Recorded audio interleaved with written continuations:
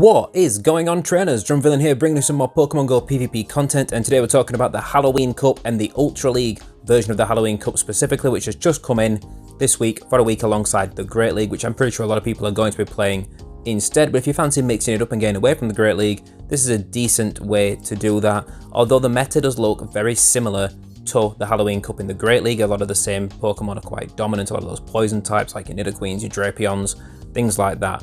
But in the Ultra League, the problem is that it's very expensive to compete in the Ultra League these days because you need XL Pokemon, level 50 this, level 50 that. So I wanted to put a team together that does not need to be XL and can still hold its own in this cup, and I think I've done that with this team. So if you're new here, hit the subscribe button, do all that good stuff for the algorithm gods, and let's jump straight into taking a look at this team. On the lead, we're bringing Shadow Scizor. Scizor is one of the stronger picks in the Great League version of the Halloween Cup as well. The bug steel typing is relatively strong, as you're going to see from other picks like Escavalier and Forretress and things like that. In this meta as well, the Night Slash spam is very strong. The bullet punches add up and decimate any fairy types you might run into. It's a strong pick overall. I do recommend you use the Shadow. The normal is usable, but you'll get a little bit less oomph out of it, and you really do want that attack power pressure. In the back, and more often than not, our safe swap is going to be Crobat. Now, Crobat can be XL. It really depends on the IVs that you're running. You can get it in the Ultra League under level 40 if it's got higher IVs. Because I had a shiny one that's got relatively decent PvP IVs, mine's like level 41, but you can use one that's level 40 and under as long as it's got a little bit higher IVs overall. And rounding out the squad, we've got Giratina. Specifically with Dragon Breath, you can run it with Shadow Claw, but you're running the risk of being walled a little bit more heavily by the dark types that are around, although there are a lot of steel types as well that are going to be resisting the Dragon Breath. So pick and choose depending on what you're running into. We're going to be also running Ancient Power because it hits a little bit harder. There's a lot of dark types, so Shadow Sneak's not really going to pay off as much as Ancient Power is going to overall in many matchups. Also a quick note, you can put Giratina on the lead instead of Scizor if you want and play this team the opposite way around. It still works. I tried both and had a little bit more success with Scizor on the lead and getting more positive lead matchups in general, but honestly it's totally up to you, and depending on what you're seeing in the meta, you might want to put Giratina on the lead instead, and the team should still work pretty well. Don't get me wrong, this team isn't perfect. There's a lot of core breakers for it, and there's a lot of Pokemon that just outstat you because not running XL Pokemon in the Ultra League does put you at a disadvantage, but the team does function reasonably well and can hold its own against a lot of strong standard meta teams in this cup as well. So taking a look at some gameplay, this first matchup against an Alolan Muck, and I class this as a good lead if the Muck has Poison Jab. If it's got Snarl instead as a fast move, it's a bit more neutral because they're going to be able to spam those Dark Pulses out quite a bit faster. When they've got Poison Jab, you're resisting that fast move. You can get to the Iron Heads pretty quick, and you can really pressure shields or take them out. So we're going to get to the second Iron Head here, and it is going to take out the Muck. So we're going to take that first matchup, one shield apiece, and Scizor is still looking very healthy, so we're going to be able to spam some Night Slashes out at this Giratina. You're going to see how hard this hits. This isn't boosted yet. Boom, doing just under 50% with the Bullet Punches, so 2 Night Slashes unboosted with the Bullet Punches should take out a Giratina, which is very, very nice. We opt to swap out to Crobat here because we're not sure what they've got in the back, and I'm a little paranoid that they're going to have a Charmer in the back. I'm not really sure why I was paranoid they'd have a Charmer, but I got a little bit scared. I wanted to swap into Crobat. I really should have swapped into Giratina and just see if I could pull it out, because the Giratina stays in against Crobat, and Giratina can do pretty well against Crobat because it really just has the bulk to survive those air slashes. You need to land a Shadow Ball to do meaningful damage, and there it is. It's a Togekiss in the back. So we're glad that we saved some health on Scizor, because look at the work this thing's going to do with the little bit of health we had left. We're going for the Iron Head here because we're going to take out the Togekiss, and we do, boom.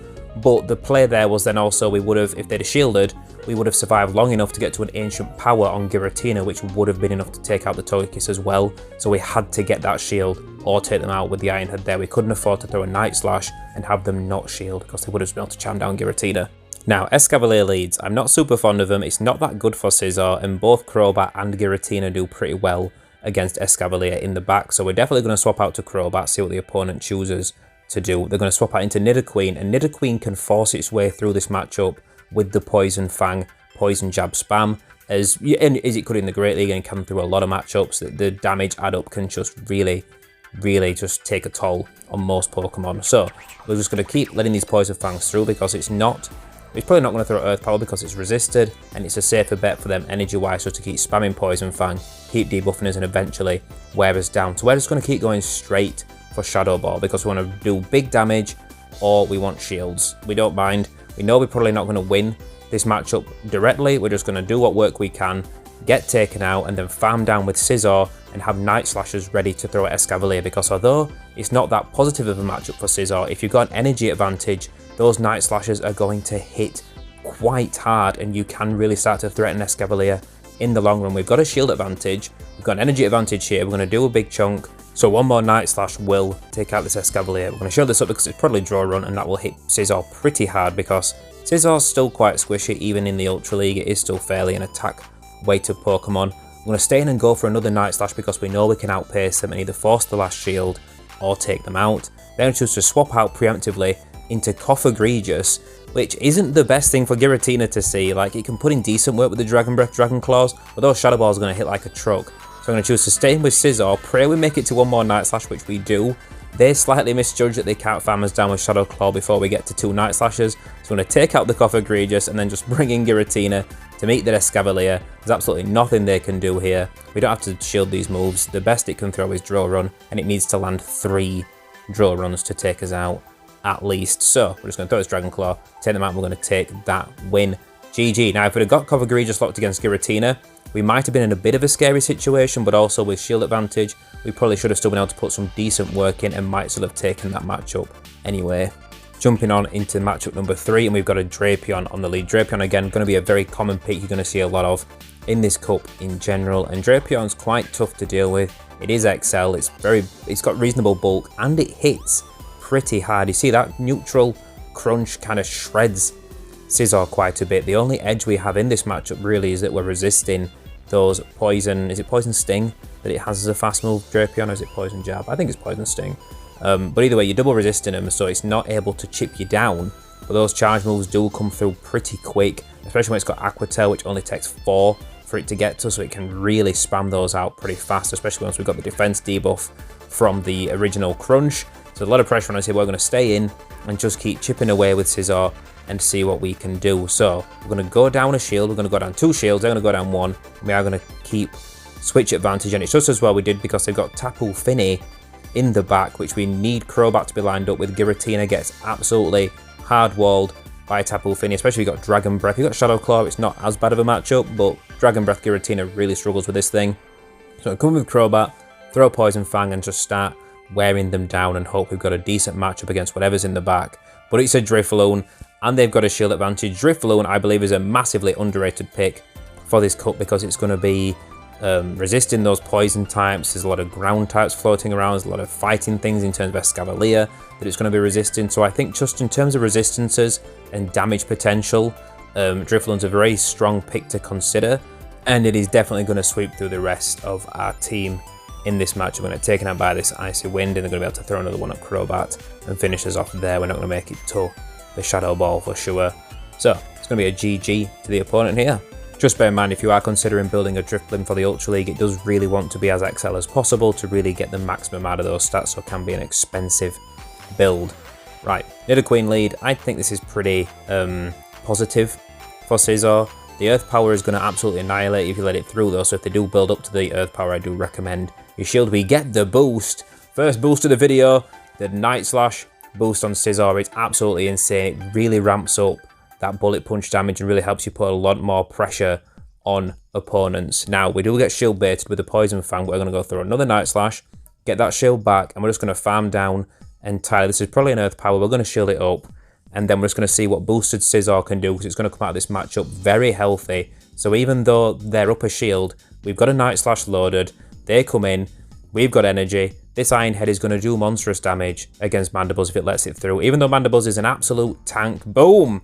Over 50%, absolutely fantastic. Now we're going to go for the Night Slash, pressure a last shield out of them maybe, because if this is an Iron Head, it'll take them out even though we don't have the energy for it. They don't shield, they don't call the bait.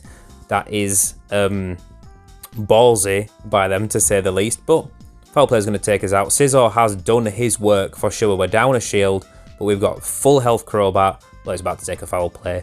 Got full health Giratina, and we can just debuff whatever's in the back. And as long as it's not a fairy, Giratina should then be able to handle it pretty comfortably. So we're just going to start spamming these Poison Fangs. We could have built up to the Shadow Ball and potentially forced that last shield, but we didn't really want to risk taking an Iron Head and being taken out before we got to it. Nice chunk of lag there, really takes a bit of a toll on us there, but it looks like we all caught up on moves and energy. And you see these fast moves are really adding up on Scizor. It's going to throw a move and take us out. And even if it's got 2 Night Slashes loaded, which it can't because Scizor can't hold 3 Night Slashes at once, then we can still just Dragon Breath down because Giratina can survive 2 Night Slashes without any fast moves in between. Anyway, so we're just going to Dragon Breath down here, and that's going to be a GG. Now, if someone swaps in a Nidoqueen into on the lead, you do want to swap into Giratina because that's going to be your best matchup. You're resisting that poison jab, you can survive the earth powers very comfortably, and you can just really wear them down over time. Right, Scizor mirror match.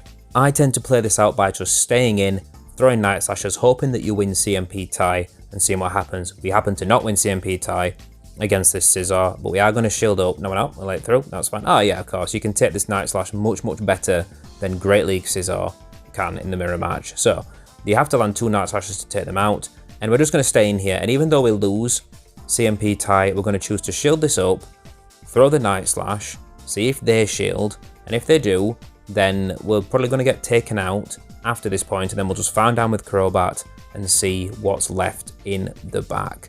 Now, Bullet Punch down, they have to throw a move to finish us off if they want. We know there's no point throwing because we know we're going to lose CMP tie, so just in case they decided to try and overcharge for whatever reason, we just wanted to get the fast move through. But they throw the Night Slash, take us out.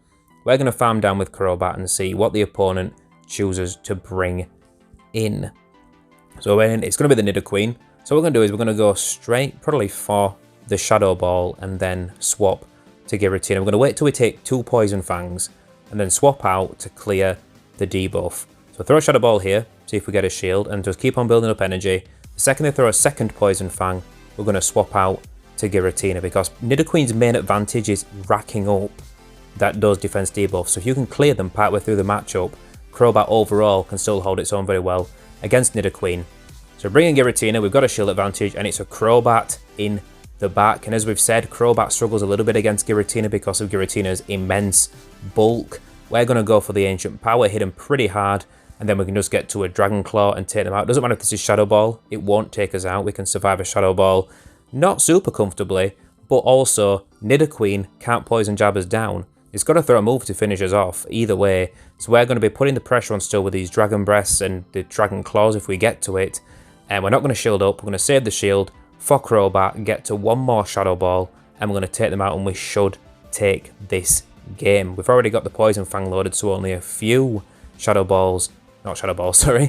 Slashes to get there. We know this is Poison Fang, we know we can survive it. We don't want to get hit by 1 Poison Fang and then hit and shield it up, and then get hit with a debuffed Poison Fang that might take us out. Get to the Shadow Ball, there's just a few HP, take them out, take the win. Job is a good one. So with a bit of finessing, the team can still hold its own against some of those XL Pokemon that otherwise are extremely dominant. Like I said, this team isn't the strongest overall, and it's not the best team you want to use if you're trying to climb, but if you don't want to spend $500,000 dust building a level 50 Nidoqueen, another $500,000 on a Drapion or a Skuntank or something, then this team might be the one for you. Let me know what you think down below. Thank you guys so much for watching. I will catch all of you absolute legends next time.